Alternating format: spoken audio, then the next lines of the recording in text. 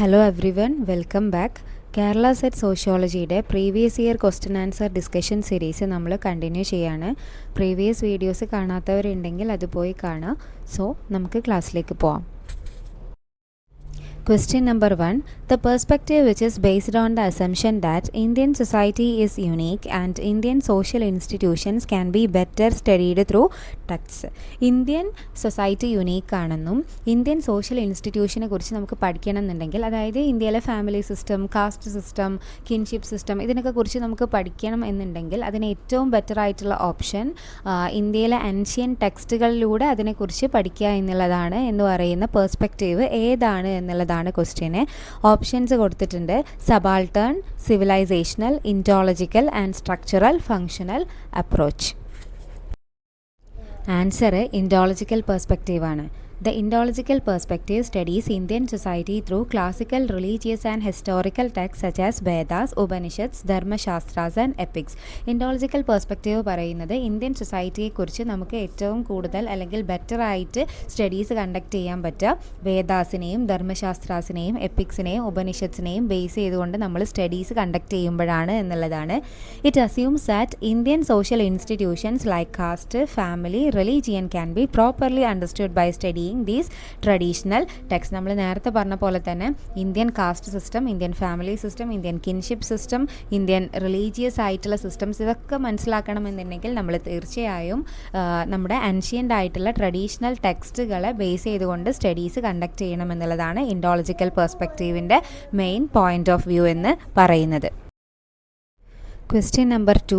Among the post-structuralists who focused on the linkage between knowledge and power, താഴെ കൊടുത്തിരിക്കുന്നവരിൽ നോളജും പവറും തമ്മിൽ relation ഉണ്ട് അല്ലെങ്കിൽ ഒരു ലിങ്ക് ഉണ്ട് എന്ന് പറഞ്ഞിട്ടുള്ളത് ആരാണ് എന്നുള്ളതാണ് question. Options: Jacques Derrida, Claude Levi-Strauss, Michel Foucault and Jacques Alain Miller. Answer വരുന്നത് മിഷേൽ ഫൂക്കോ ആണ്. Foucault said knowledge and power are connected. നോളജും പവറും കണക്റ്റഡ് ആണ് എന്നാണ് ഫൂക്കോ പറഞ്ഞിട്ടുള്ളത്. People or institutions with power create knowledge and control society. അതായത് അധികാരത്തിൽ ഇരിക്കുന്ന ആളുകളാണ് നോളജ് ക്രിയേറ്റ് ചെയ്യുന്നത്, അതിലൂടെ അവർ സൊസൈറ്റിയെ കൺട്രോൾ ചെയ്യുകയും ചെയ്യുന്നുണ്ട്. എക്സാമ്പിളാണ് ക്രൈം.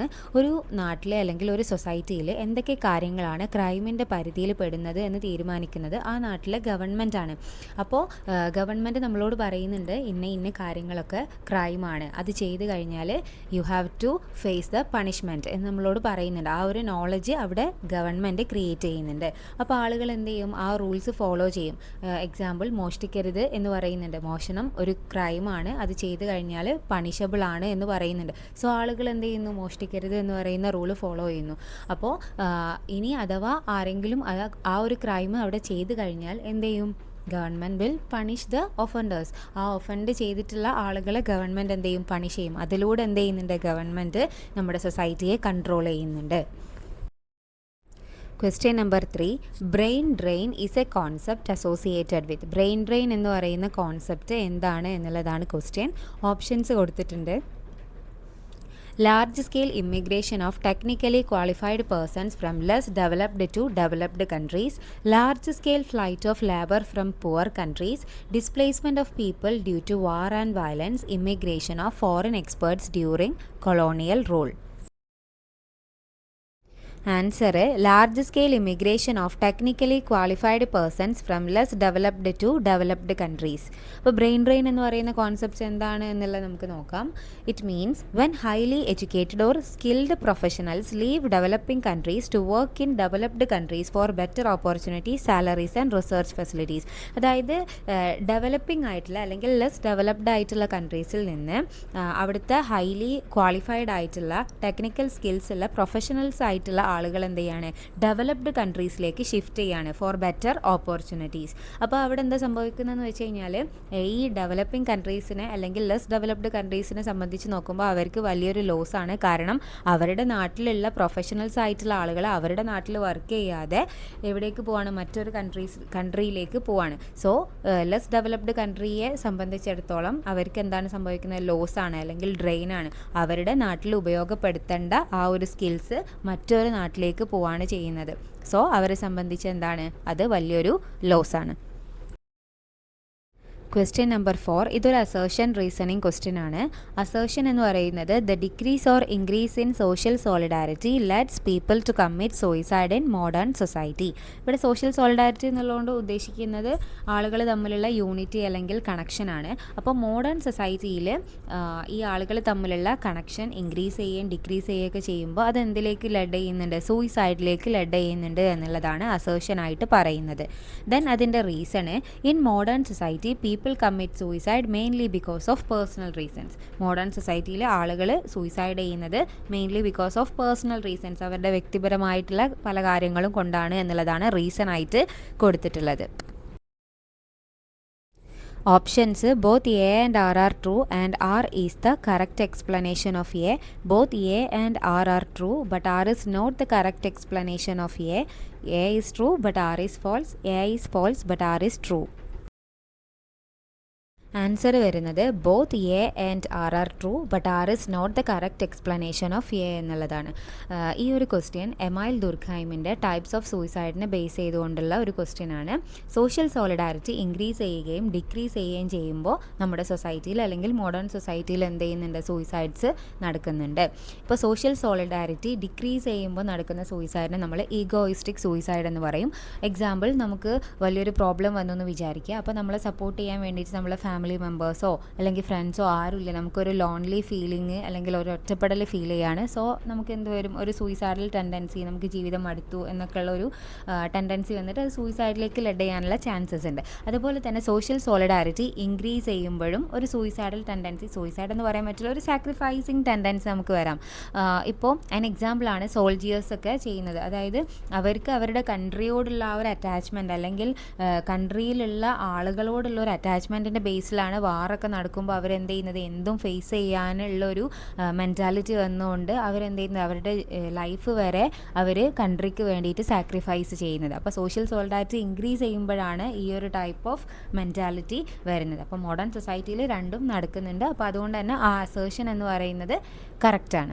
ഇനി റീസണിലേക്ക് വരികയാണെന്നുണ്ടെങ്കിൽ മോഡേൺ സൊസൈറ്റിയിൽ സൂയിസൈഡ് നടക്കുന്നതിൻ്റെ മെയിൻ റീസൺ എന്ന് പറയുന്നത് പേഴ്സണൽ റീസൺസ് ആണ്. അതായത് ആളുകളുടെ വ്യക്തിപരമായ കാര്യങ്ങൾ കൊണ്ടാണ് ആളുകൾ സൂയിസൈഡ് ചെയ്യുന്നത് എന്നുള്ളതാണ് റീസൺ ആയിട്ട് പറയുന്നത്. അതൊരു ജനറൽ സ്റ്റേറ്റ്മെൻ്റ് ആണ്. ആ സ്റ്റേറ്റ്മെൻറ്റ് കറക്റ്റാണ്, ബട്ട് അത് എന്ത് ചെയ്യുന്നില്ല? അസേർഷനെ കറക്റ്റായിട്ട് എക്സ്പ്ലെയിൻ ചെയ്യുന്നില്ല. So both A and R R true, R is not the correct explanation of A എന്നുള്ളതാണ് റൈറ്റ് ആൻസർ ആയിട്ട് വരുന്നത്. Question number 5. According to Dash, in the case of kinship, the observable phenomena are the result of the action of laws which are general but implicit. ഈ ഒരു statement പറഞ്ഞിട്ടുള്ളത് ആരാണ് എന്നുള്ളതാണ് question. ഈ ഒരു സ്റ്റേറ്റ്മെൻറ്റ് സിമ്പിളായിട്ട് പറഞ്ഞു കഴിഞ്ഞാൽ കിൻഷിപ്പ് എന്ന് പറയുന്നത് ഒരുപാട് ഹിഡൻ റൂൾസിനെ ബേസ് ചെയ്തിട്ടുള്ളതാണ് എന്ന് പറഞ്ഞിട്ടുള്ളത് ആരാണ് എന്നുള്ളതാണ് ക്വസ്റ്റ്യൻ. ഓപ്ഷൻസ് കൊടുത്തിട്ടുണ്ട്: Meyer Fortes, Robin Fox, Claude Levi-Strauss, Lucy Mair. Answer Levi-Strauss ആണ്.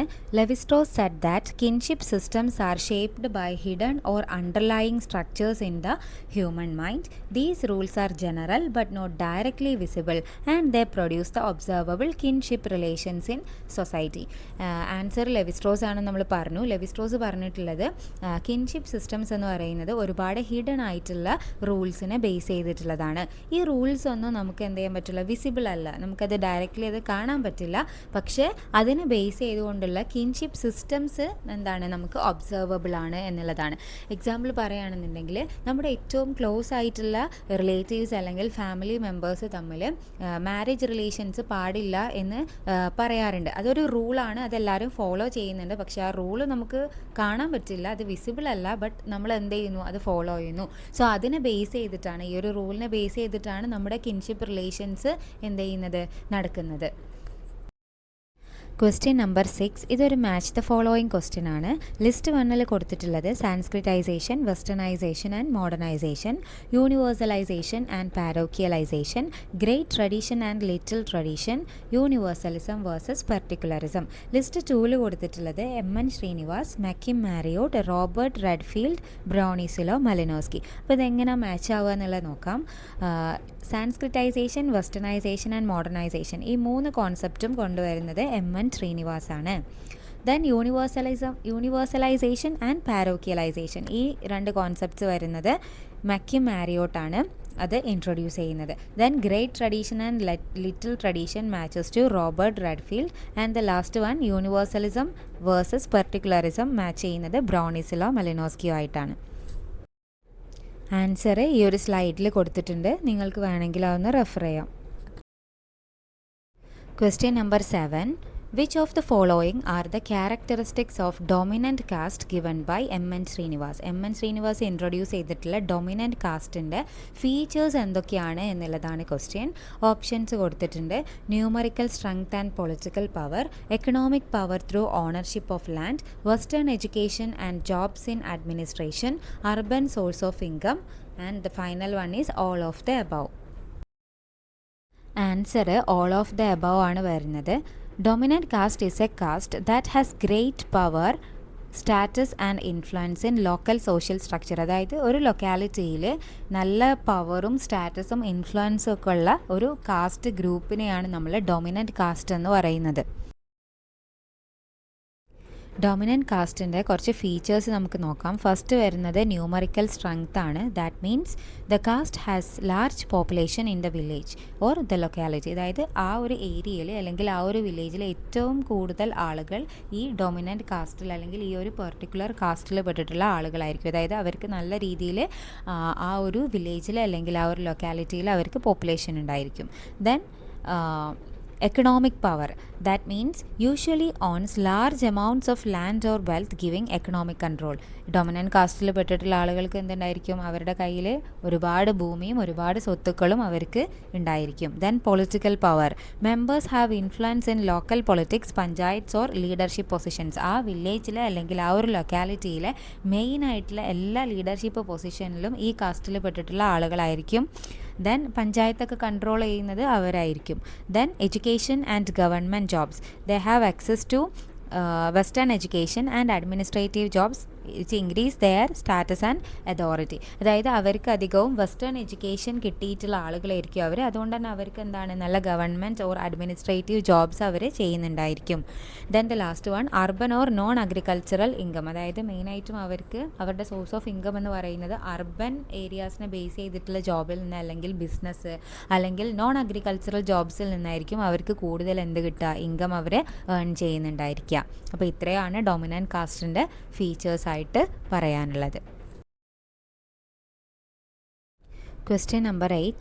Who said that social stratification in India is based on purity and pollution? ഇന്ത്യയിലെ സോഷ്യൽ സ്ട്രാറ്റിഫിക്കേഷൻ, ദാറ്റ് മീൻസ് ഈ പറയുന്ന കാസ്റ്റ് സിസ്റ്റം ഒക്കെ അതൊക്കെ ഈ purity and പൊല്യൂഷൻ്റെ ബേസിലാണ് അല്ലെങ്കിൽ ശുദ്ധി അശുദ്ധി എന്നൊക്കെ പറയുന്നതിൻ്റെ ബേസിലാണ് വരുന്നത് എന്ന് പറഞ്ഞിട്ടുള്ളത് ആരാണ് എന്നുള്ളതാണ് question.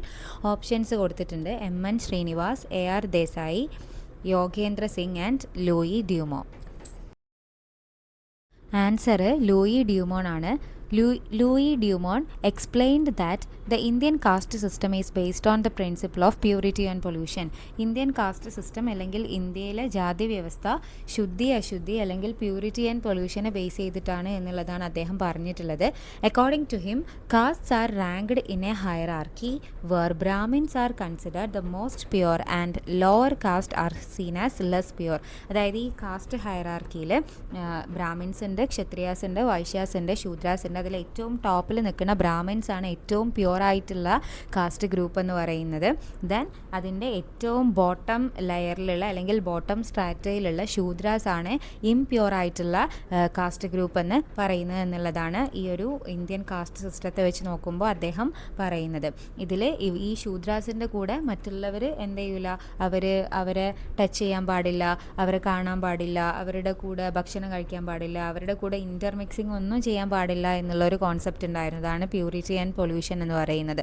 So he discussed this idea in his famous book Homo Hierarchicus. Homo Hierarchicus എന്ന് പറയുന്ന അദ്ദേഹത്തിൻ്റെ ഫേമസ് ആയിട്ടുള്ള ഒരു ബുക്കിലാണ് അദ്ദേഹം ഈ ഒരു കോൺസെപ്റ്റ് പറയുന്നത്. Question number 9. Which one of the following is not an element of rural communities? Rural കമ്മ്യൂണിറ്റീസിൻ്റെ എലമെൻ്റ് അല്ലാത്തത് ഏതാണ് എന്നുള്ളതാണ് ക്വസ്റ്റ്യൻ. സിമ്പിളായിട്ടുള്ള ക്വസ്റ്റ്യൻ ആണ്. ഓപ്ഷൻസ് കൊടുത്തിട്ടുണ്ട്. We feeling, anonymity, self sufficiency, territory.